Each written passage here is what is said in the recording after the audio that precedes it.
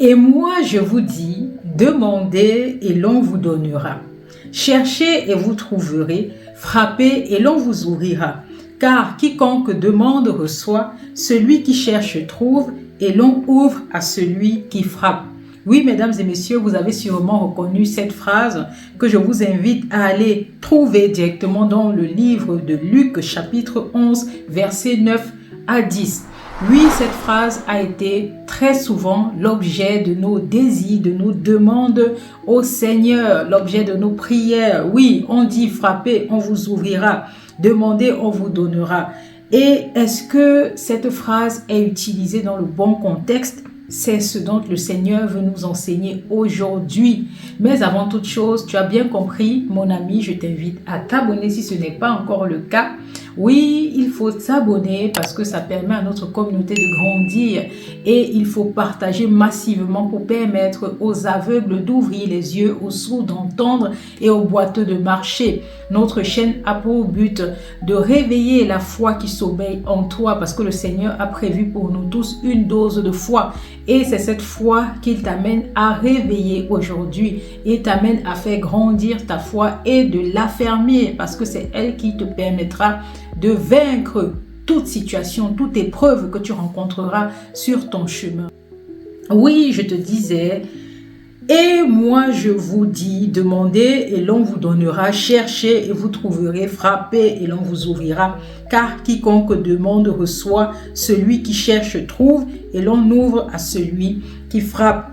Oui, je te disais que beaucoup pendant longtemps se sont appuyés sur cette phrase tirée de la Bible pour demander des choses au Seigneur. Ici, je vais te dire pour demander des choses farfelues au Seigneur. Pourquoi je dis farfelu? Parce que ces choses sont souvent liées à nos désirs charnels. Ces choses que vous souhaiterez obtenir dans le but de combler vos désirs et vos besoins égoïstes.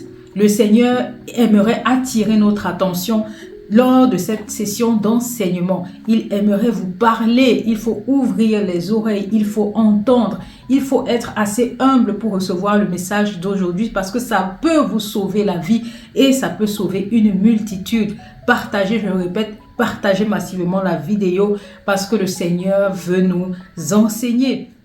Oui, le but, lorsque vous demandez au travers de ce passage, de ce verset de la Bible, c'est la plupart du temps pour combler vos besoins égoïstes. Vous constaterez donc beaucoup de choses que réclament les gens au Seigneur à travers ces prières. C'est quoi? C'est un travail, une maison, un foyer. Quand je parle de foyer, c'est mari, femme, enfant, une voiture. Je ne dis pas que ces choses ne sont pas légitimes, mais pourquoi demandez-vous ces choses au Seigneur? Pourquoi le Seigneur vous interpelle aujourd'hui? Comprenez très bien.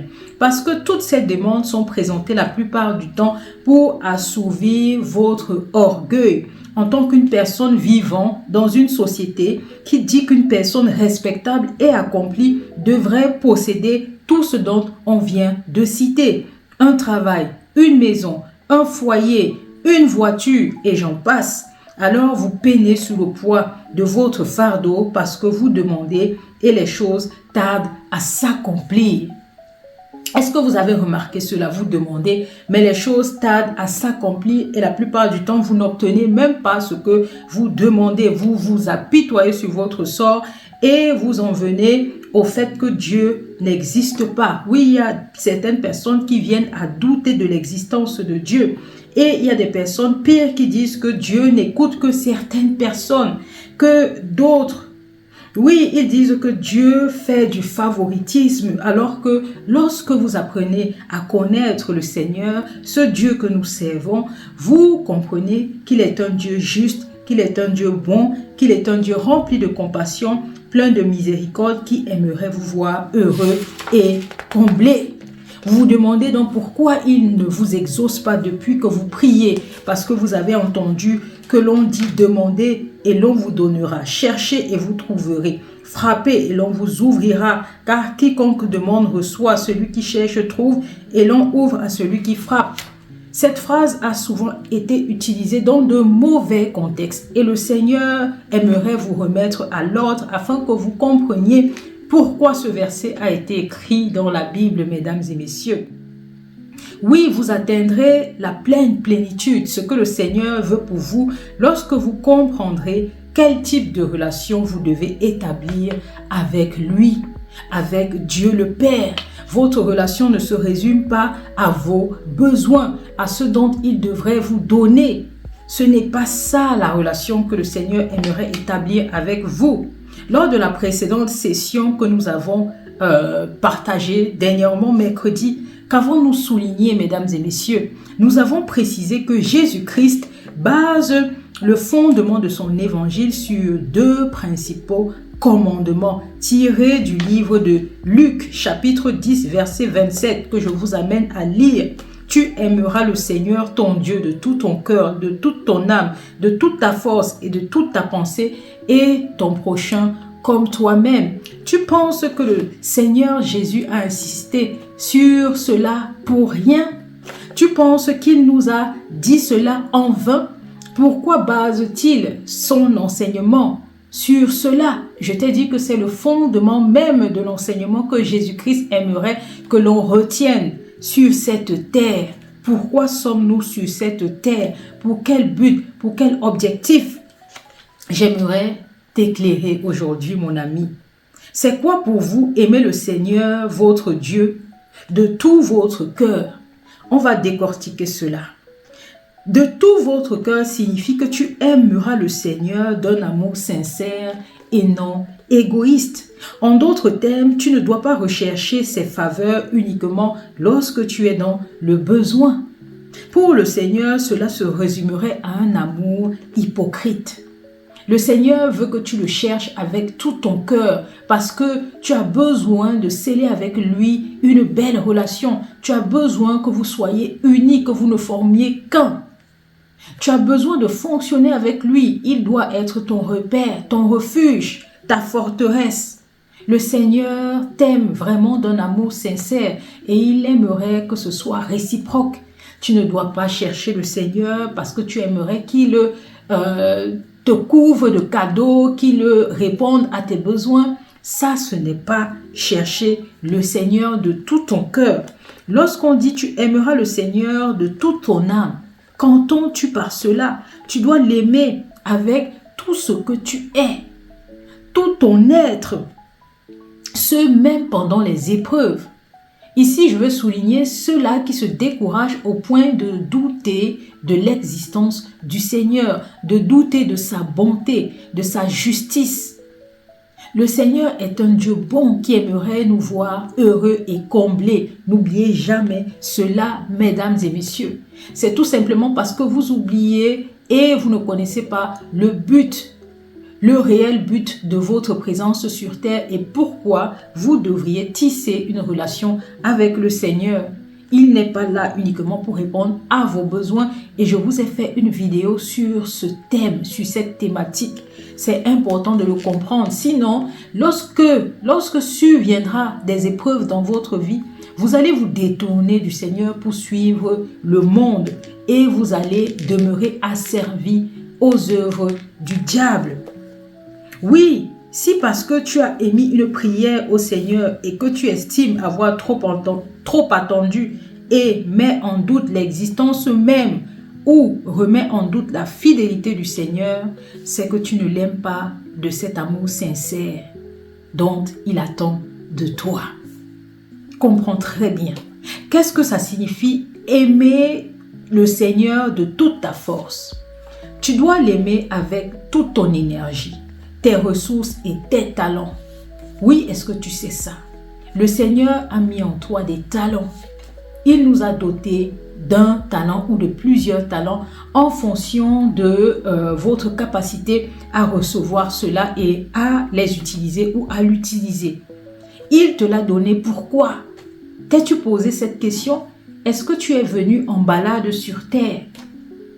Est-ce que tu es venu en balade sur terre? Pour la plupart des personnes, vous êtes comblés par les grâces du Seigneur au quotidien. Il vous donne suffisamment de finances, mais vous êtes égoïste et ne pensez qu'à vous-même et pensez à ne qu'amasser de vaines richesses au quotidien. Et vous crachez sur la grâce que vous tend le Seigneur. Il vous a donné des talents. Il vous donne de la santé, de l'énergie. Que faites-vous de cela? Ici, que comprends-tu? Tu dois être prêt à t'abandonner entièrement au Seigneur pour l'exécution de sa volonté et non de la tienne dans ta vie. Oui, aimer Dieu de tout son cœur, de toute son âme, de toutes ses pensées, c'est obéir à sa volonté. Es-tu donc en train d'obéir à la volonté du Seigneur ou es-tu en train de poursuivre tes rêves et vouloir assouvir tes désirs charnels? C'est ce que le Seigneur veut de toi aujourd'hui. Est-ce que tu comprends où je veux en venir? Vivre selon la volonté du Père, c'est d'accepter de vivre selon ses plans pour ta vie et non de ce que penserait la société de toi et de tes accomplissements parce que ça s'appelle l'orgueil. Qu'est-ce que l'orgueil vient chercher dans ta relation avec le Seigneur alors qu'il t'appelle humblement à vivre selon ses desseins? Parfois, tu te sens triste parce que tu poursuis ta propre volonté. Tu poursuis tes propres richesses. Tu es éloigné au plan du Seigneur, au dessein même du Seigneur, ce même qu'il avait prévu pour toi sur cette terre, même avant que tu ne viennes. Oui, même avant ton existence, il avait déjà un plan pour toi. Parce qu'il a voulu que tu sois là aujourd'hui. Mais pourquoi es-tu là? Tu n'as pas encore compris et tu es en train de poursuivre des choses qui n'ont aucun sens. Je voudrais donc que tu te remettes en question. Tu remettes en question l'objet même de tes prières. Le Père sait que cela est nécessaire pour toi. Mais est-ce que tes demandes sont faites dans le bon contexte? Parce qu'ici, il est question de contexte. Est-ce que tu te trouves dans la volonté du Père ou est-ce que tu es à l'encontre? Est-ce que tu travailles à l'encontre de sa volonté pour poursuivre tes propres rêves et rechercher ta propre gloire? C'est ça même la question. Quel est le but de ton existence? C'est essentiel des fois de se poser des questions existentielles. Pourquoi vis-tu? À quoi utilises-tu le temps que Dieu t'accorde? Parce que si tu ignores cela, c'est le Seigneur qui t'accorde le temps. Le temps ne t'appartient pas. Si tu vis aujourd'hui, c'est parce que le Seigneur le veut. C'est parce qu'il veut que tu sois sauvé. Et nul n'est sans ignorer qu'il est écrit ceci dans la Bible que vous pourrez retrouver dans le livre de Matthieu, chapitre 6, versets 19 à 20. Ne vous amassez pas des trésors sur la terre où la teigne et la rouille détruisent et où les voleurs percent et dérobent. Mais amassez-vous des trésors dans le ciel où la teigne et la rouille ne détruisent point et où les voleurs ne percent ni ne dérobent. Car là où sont tes trésors, là aussi sera ton cœur. Comprends-tu cela, mon ami? Pourquoi pries-tu le Seigneur?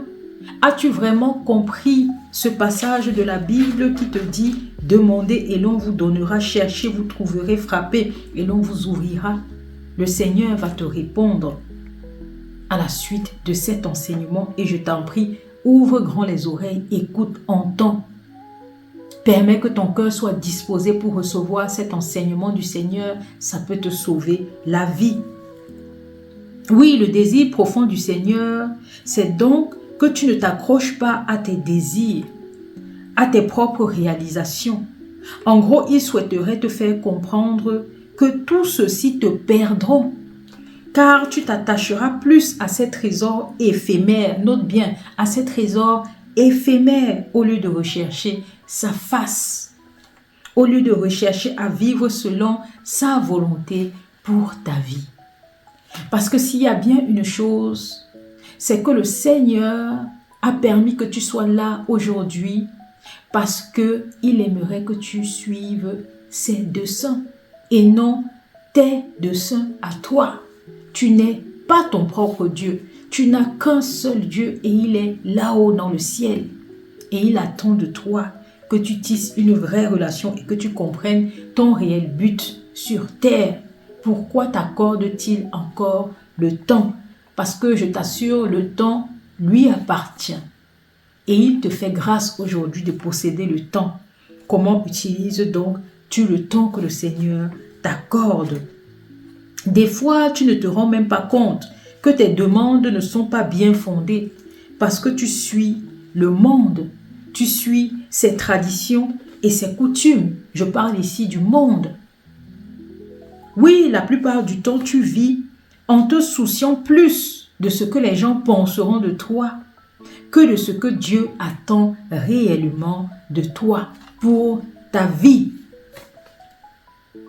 Alors tu t'acharnes en vain pour posséder de vains trésors et rien ne se passe parce que tu n'as encore rien compris. Oui, parce que tu as mal compris le but même de ta présence.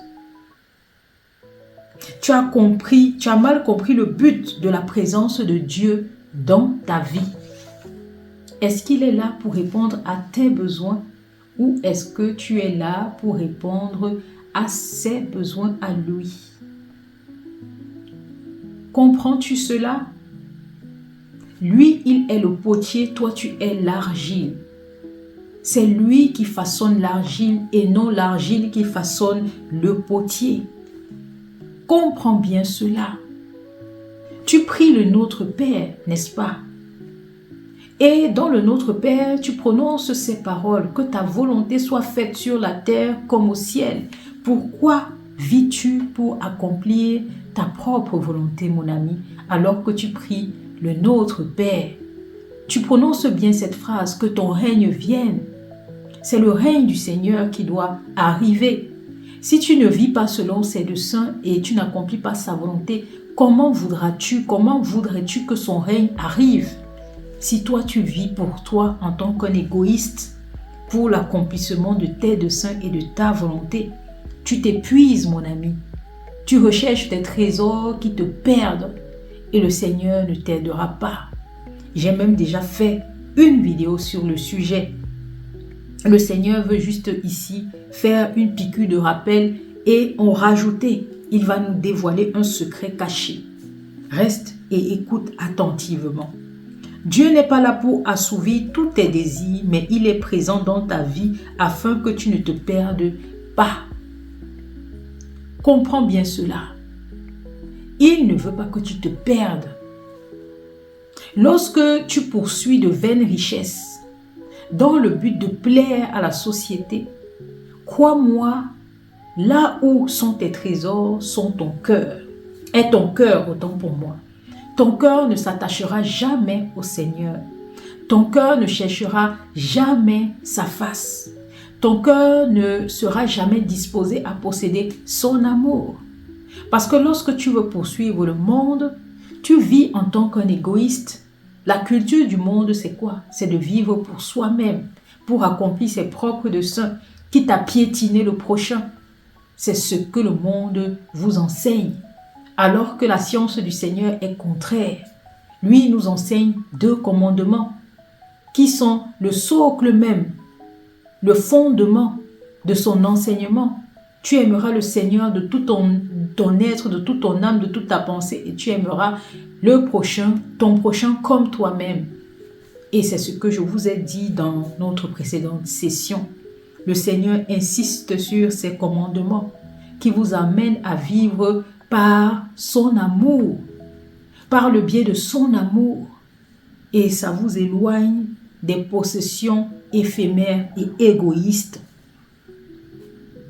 Oui, il sait que le monde est éphémère. Son but est qu'on soit sauvé. Il sait que le temps qu'il nous accorde sur terre également est éphémère. Attendez, j'ai à cœur à vous partager un verset que j'ai lu lorsque je voulais préparer cet enseignement et lorsque le Seigneur a mis cet enseignement dans mon cœur. Vous trouverez ceci dans le livre de Luc, chapitre 10, verset 57. Et le titre, c'est « Comment suivre Jésus ?» Il nous explique, écoutez, Pendant qu'ils étaient en chemin, lui et ses disciples, un homme lui dit, « Seigneur, je te suivrai partout où tu iras. » Jésus lui répondit, « Les renards ont des tanières et les oiseaux du ciel ont des nids, mais le Fils de l'homme n'a pas un lieu où il puisse reposer sa tête. » Écoute très bien déjà la condition de Jésus. Jésus veut déjà mettre l'homme dans son contexte. Que si tu me suis, ne t'attends pas à ton confort d'être humain qui ne recherche que son désir charnel. Lui, il va où la volonté du Père l'emmène. Et c'est ça qu'il attend de ses disciples. Nous ne devons pas rechercher à être confortables, mais nous devrions rechercher la volonté du Père céleste. Il dit à un autre, « Suis-moi. » Et il répondit, « Seigneur, permets-moi d'aller d'abord ensevelir mon Père. » Comprenez très bien, ce sont des personnes qui voulaient suivre Jésus. Maintenant, il donne déjà le contexte. Comment devriez-vous le suivre? Et il dit donc à un, « Suis-moi. » Vu que c'est ça le désir de ces personnes. Mais la personne à qui Jésus demande de le suivre, dit, « Permets-moi d'aller d'abord ensevelir mon Père. » Mais Jésus lui dit, « Laisse les morts ensevelir leurs morts, et toi va annoncer le royaume de Dieu. » Vous comprenez? Jésus nous dit que, quelle que soit la situation que vous vivez dans votre vie, vous ne devriez pas vous préoccuper de ce qui est passé. Ce qui est passé est passé. Les morts ont déjà joué leur part de partition. Lorsque vous vous en allez de cette terre, lorsque votre temps s'est écoulé, vous avez lancé tous vos dés. Votre destin est scellé.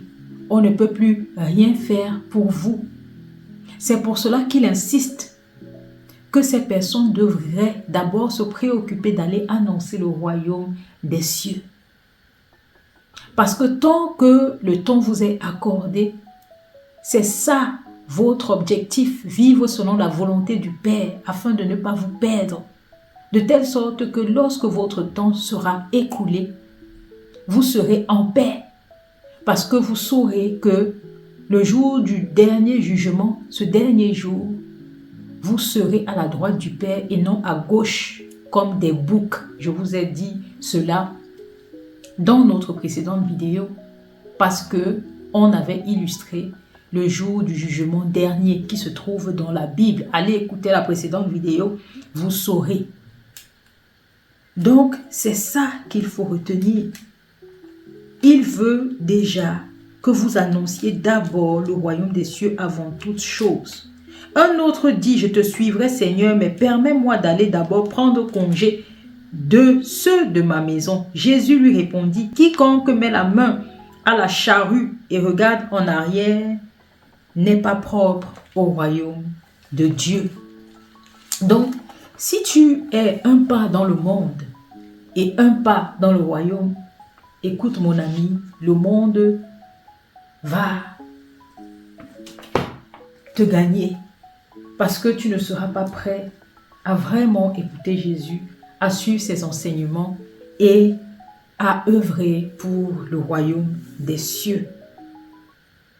Oui, il sait que le monde est éphémère et que le temps qu'il nous accorde sur terre est éphémère également. Et il ne comprend pas pourquoi nous n'avons pas encore compris ce que nous devons désirer, posséder. Que désires-tu posséder?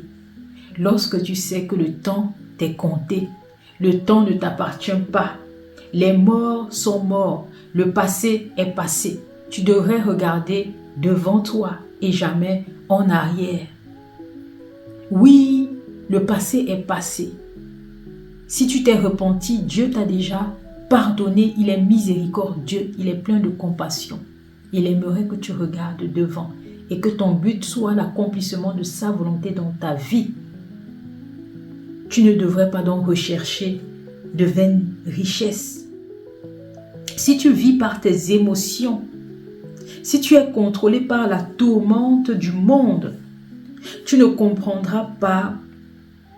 Pourtant, tu sais au fond de toi que son discours n'est pas vide de sens. Oui, si tu t'accroches à ce que te donne le monde, tu ne comprendras pas ce que Dieu attend de toi. Pourtant, cela a un sens. Il te demande de ne pas t'accrocher aux choses éphémères et de rechercher le royaume de Dieu. Recherche la justice de Dieu. Lui, sa dernière recommandation, autant pour moi, c'est la vie éternelle.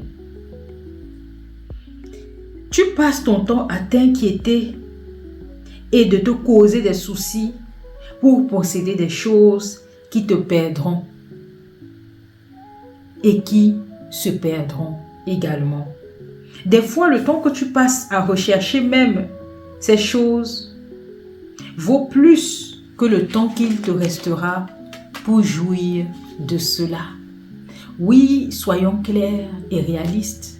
Beaucoup de personnes ont bataillé toute leur vie pour avoir une maison.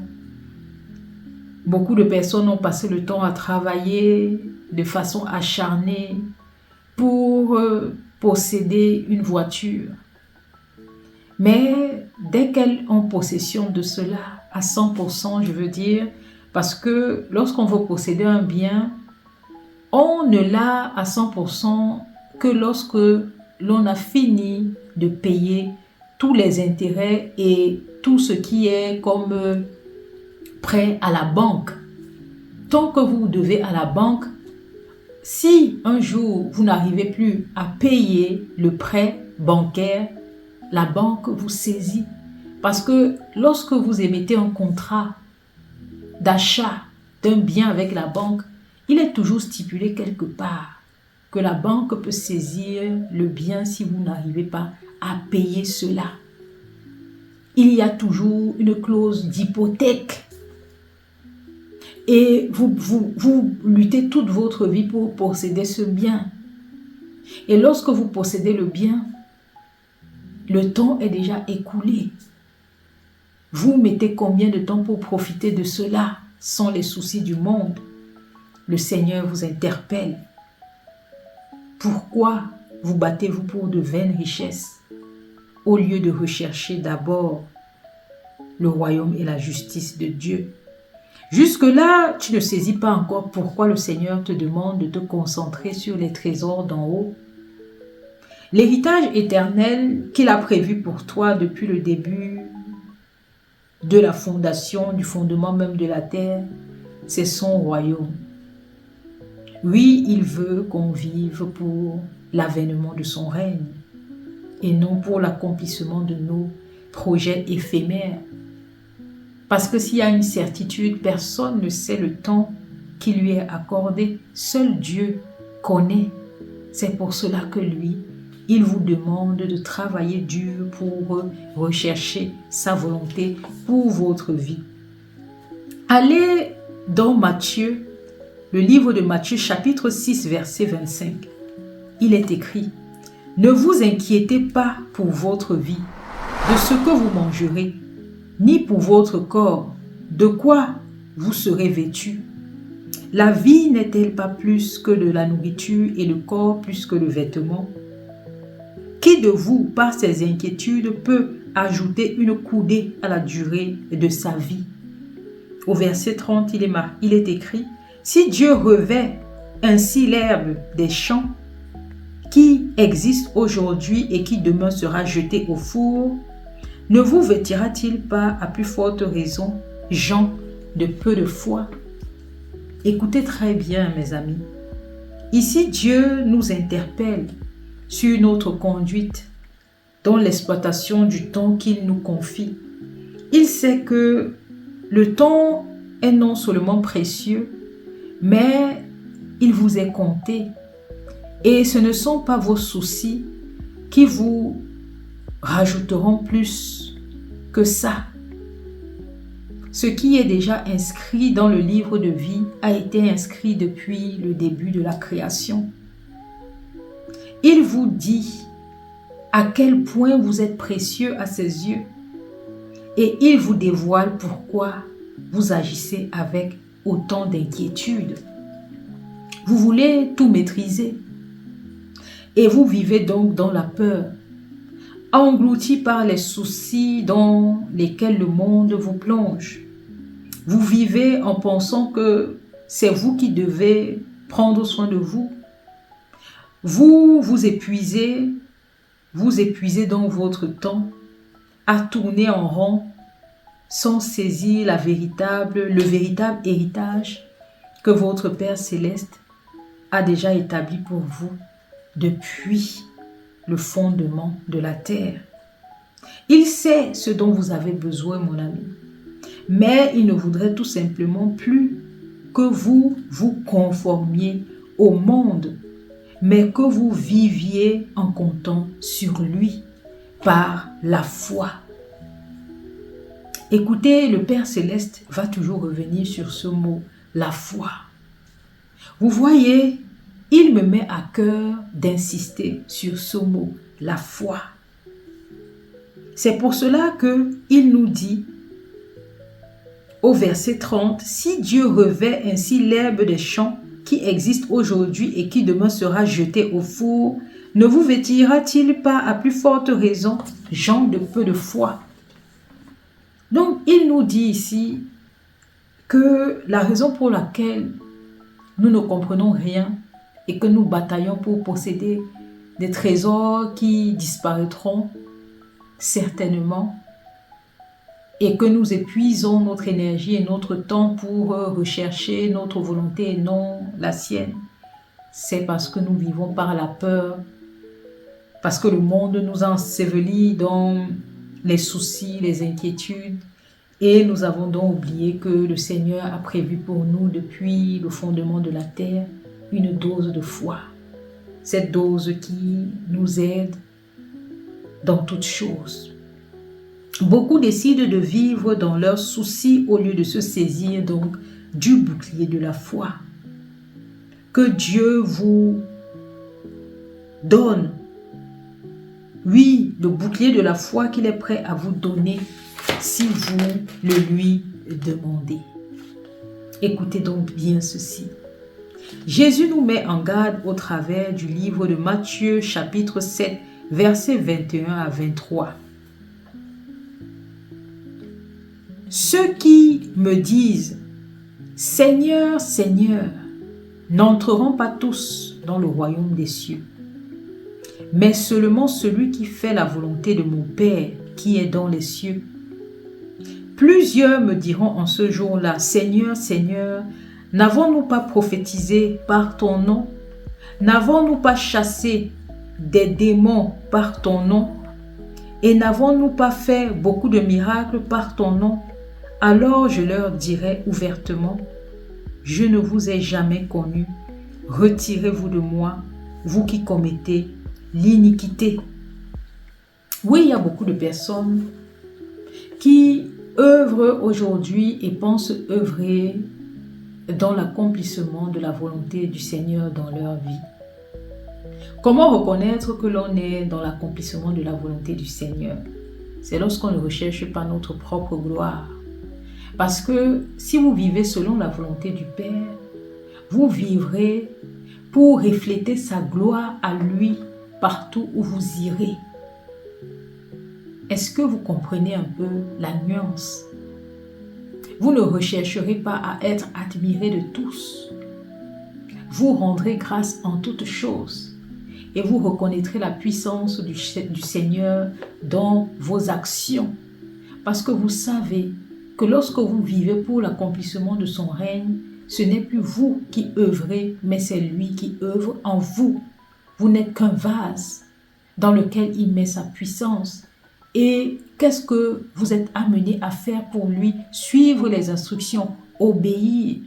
C'est ce que Jésus nous enseignait lorsqu'il était sur terre. Il a dit, je suis venu non pas pour accomplir ma propre volonté, mais celui de mon Père. Lui, il allait partout où son Père lui demandait d'aller. il ne recherchait pas le confort, il ne vivait pas par sa chair, mais il vivait par l'Esprit Saint que le Père avait placé en lui. Beaucoup d'entre nous vivons par notre désir charnel, par nos besoins personnels, par notre chair et non par l'Esprit de Dieu. Parce que nous ne possédons pas cet esprit, nous nous laissons diriger par le monde. C'est pour cela que nous sommes plongés dans les soucis du quotidien. Et la plupart du temps, nous recherchons plutôt à assouvir les désirs charnels et à être bien vus du monde. C'est pour cela que beaucoup travaillent pour rechercher leur gloire. Et il y a beaucoup, comme ces personnes qui sont venues devant le Seigneur le dernier jour, disant, j'ai chassé les démons en ton nom. Et il a quand même dit, je ne vous ai jamais point connu. Parce que lorsque vous avez décidé de chasser les démons au nom du Seigneur, vous avez chassé ces démons pour votre propre gloire et non pour l'avènement du règne du Seigneur.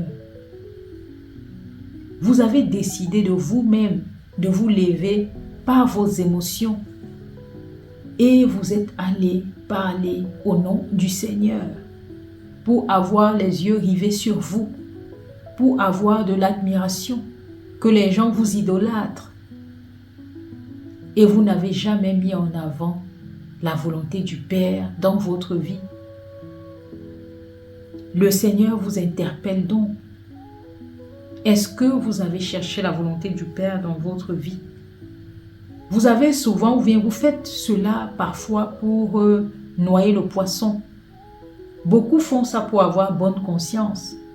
Ils commettent des péchés, ils vont à l'encontre de la loi du Seigneur, ils n'aiment pas le prochain, ils développent la convoitise, la haine, et ils vont pour chasser les démons au nom du Seigneur, pensant que le Seigneur sera dupe et va accepter quand même cela.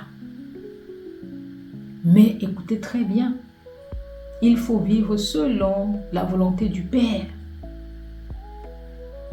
Parce que si vous vivez selon la volonté du Père, vous serez conduit par lui et lui seul et non par vos désirs charnels.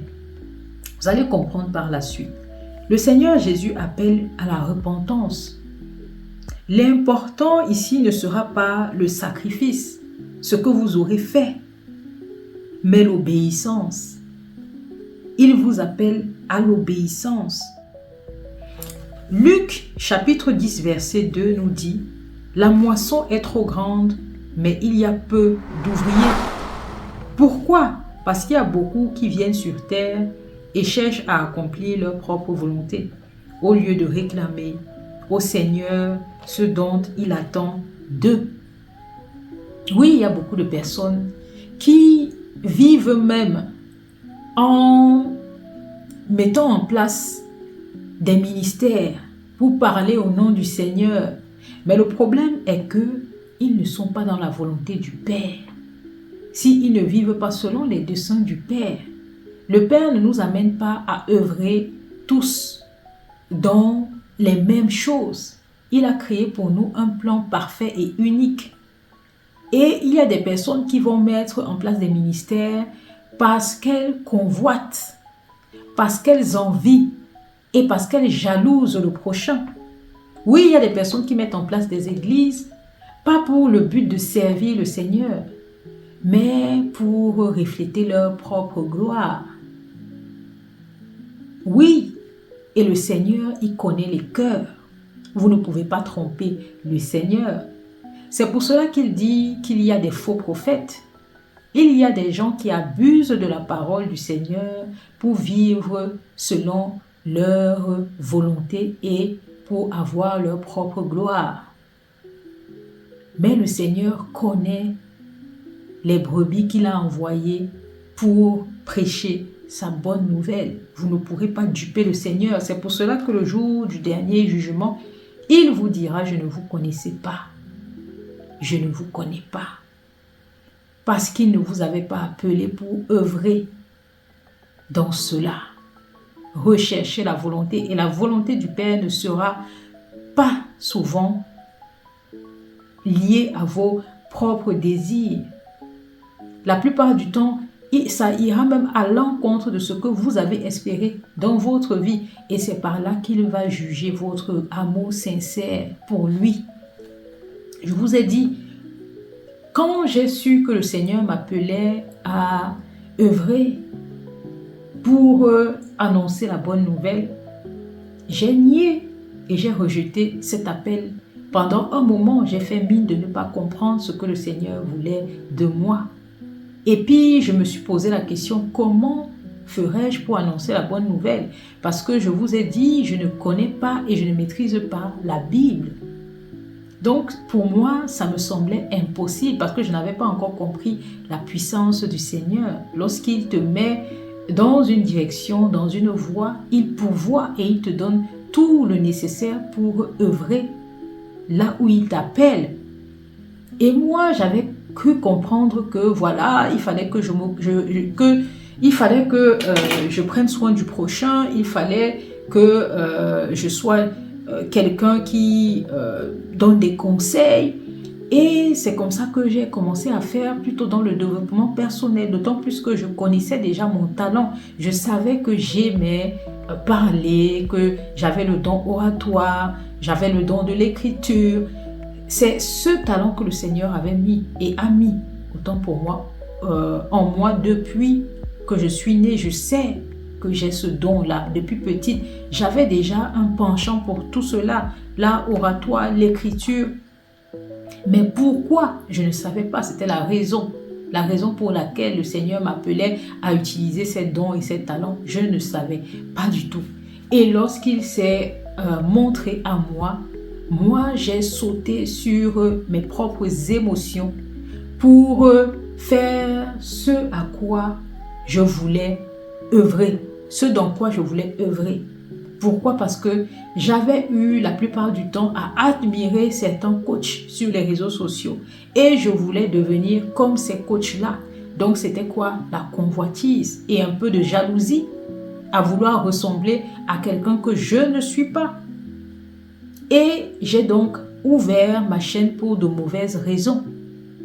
Parce que j'œuvrais pour ma propre gloire et non pour la volonté du Seigneur. J'utilisais son talent pour me mettre en valeur.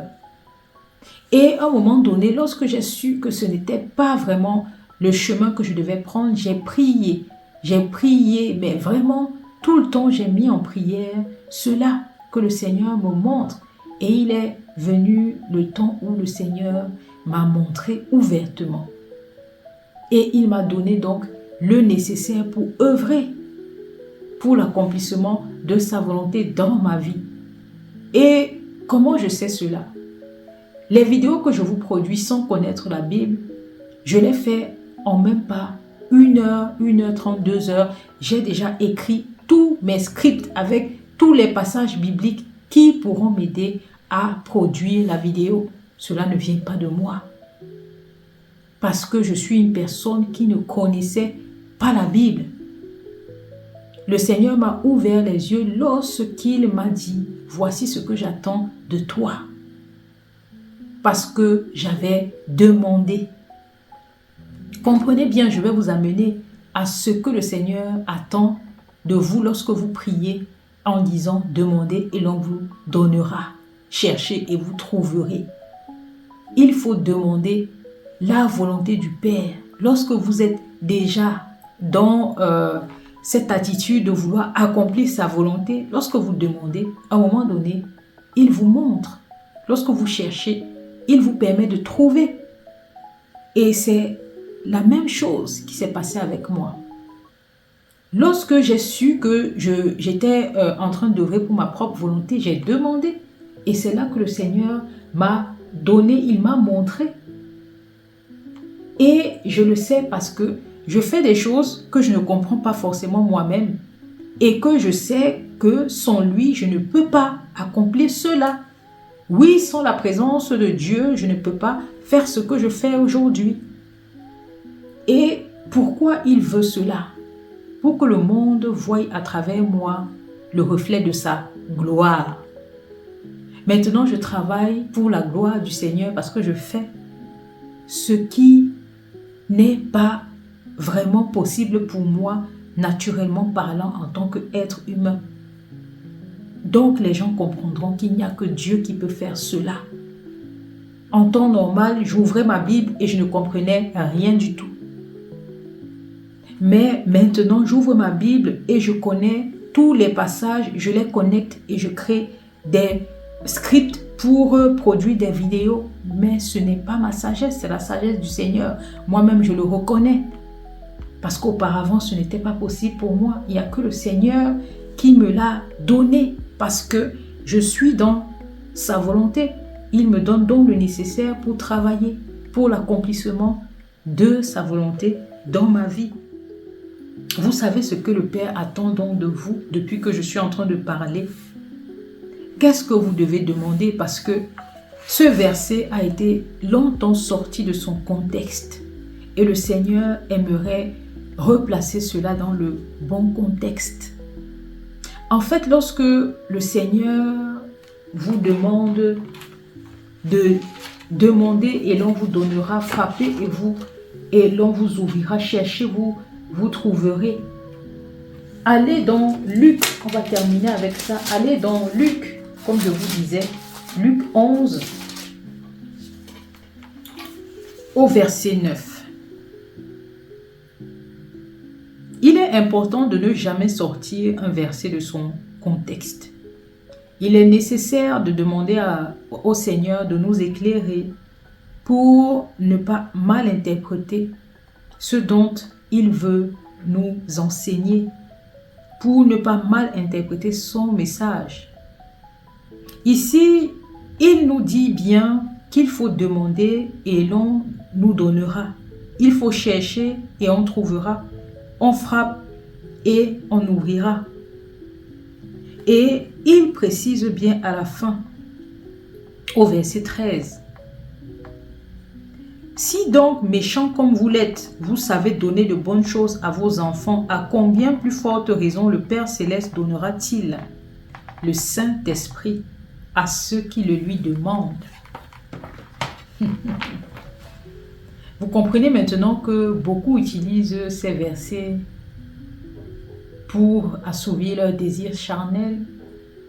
Vous avez totalement sorti de son contexte le but même du verset. Qu'est-ce que vous devez demander au Père Céleste? Qu'est-ce qu'il attend de vous? C'est pour cela qu'il y a beaucoup de personnes qui demandent depuis, mais n'obtiennent rien du tout. Il y a beaucoup de personnes qui demandent et commencent à douter du Seigneur. Il y a beaucoup de personnes qui s'accrochent à de vaines richesses, qui demandent pourquoi? Parce que le monde veut cela. Ces personnes veulent se sentir accomplies.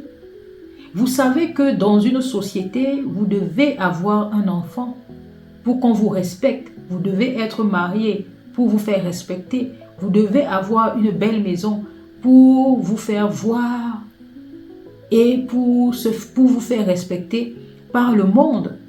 Mais est-ce cela la volonté du Père pour votre vie? Lorsque vous faites vos demandes au Père, est-ce lié à votre propre désir égoïste ou est-ce lié à la volonté du Père? Il ne vous demande pas de demander pour demander. Il veut que vous demandiez le Saint-Esprit. Je vous ai dit la dernière fois que vous devez être le temple de son Saint-Esprit. Il sait pourquoi le Saint-Esprit doit habiter en vous. Le Saint-Esprit, c'est l'élément même qui vous manque lorsque vous êtes un être humain. En fait, c'est comme un jouet qui n'a pas de batterie. Lorsqu'on met la batterie, maintenant le jouet fonctionne vraiment comme le constructeur avait prévu pour lui. Lorsqu'on met la batterie, lorsqu'on charge la batterie, le jouet fait maintenant ce pourquoi il avait été fabriqué. Sans la charge, le jouet ne fonctionne pas. L'homme, l'être humain, sans la foi, sans l'Esprit du Seigneur, fonctionne vraiment pour le monde et sans but réel. Vous vivez dans le monde alors que vous êtes venu pour accomplir la volonté du Père, vous vivez maintenant sans but. Vous vous faites tromper par le diable. Le Seigneur vous demande de demander son Saint-Esprit. Il vous demande donc de demander cela. Pourquoi? C'est ce qu'il faut comprendre. Pourquoi il veut que vous ayez le Saint-Esprit? Parce que seul son Saint-Esprit est votre guide ici-bas. Sans le Saint-Esprit, savez-vous que vous vous perdez et qu'à la fin des temps, vous serez parmi les boucs parce que vous vivrez pour accomplir votre propre volonté et donc vous ne serez pas reconnu du Christ.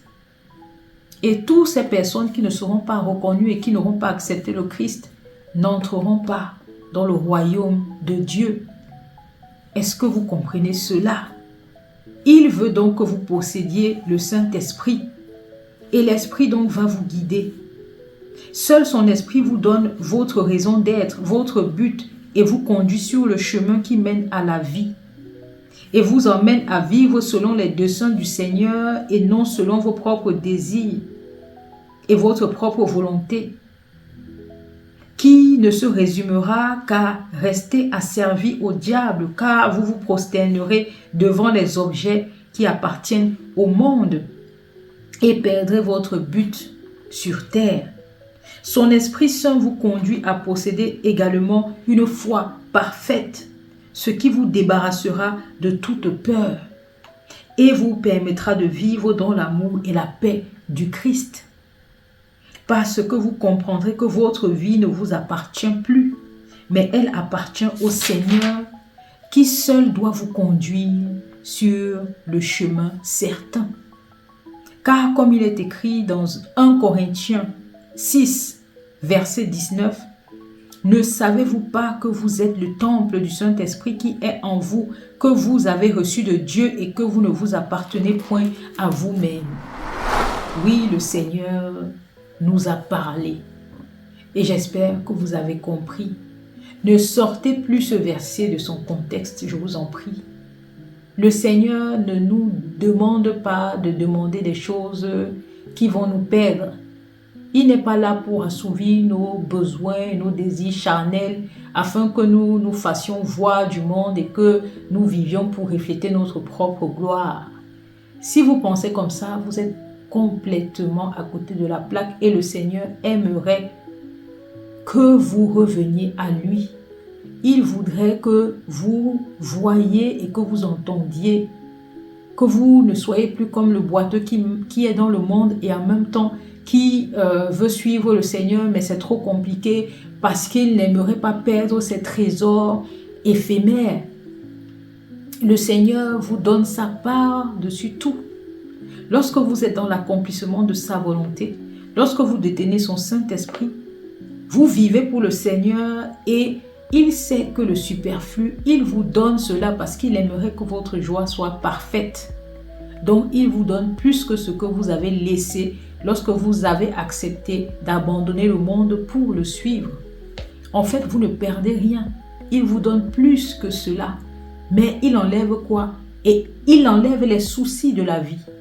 C'est pour cela qu'il dit qu'il vous débarrasse de votre fardeau. Il vous donne un joug léger. Le joug léger, c'est le dessein que le Seigneur avait déjà fait pour votre vie. Et vivre pour le Seigneur, c'est s'abandonner à lui. Lorsque vous vous abandonnez, vous n'exécutez que sa volonté, que ses instructions. Il vous donne des instructions et vous exécutez par le biais de la foi parce que vous faites confiance en ses plans pour votre vie. Vous ne vivez plus par vous-même parce que vous savez que vous appartenez au Seigneur. En quelque sorte, vous êtes le bien du Seigneur. Si vous êtes sur terre, c'est parce que lui, il l'a voulu. Il vous accorde donc un temps pour que vous puissiez revenir à lui. Mais lorsque ce temps sera écoulé, vous partirez et vous aurez terminé votre partition. Et le jour du jugement, vous serez soit à droite, soit à gauche, selon ce que vous avez décidé de faire et d'accomplir. C'est très important de comprendre cela. Parce que le Seigneur Jésus nous a bien dit, laissez les morts ensevelir leurs morts. Il veut donc vous dire que lorsque vous êtes déjà parti, c'est terminé. Lorsque vous avez encore du temps, comprenez donc votre but réel. Vous êtes ici pourquoi? Recherchez le Saint-Esprit et demandez au Seigneur.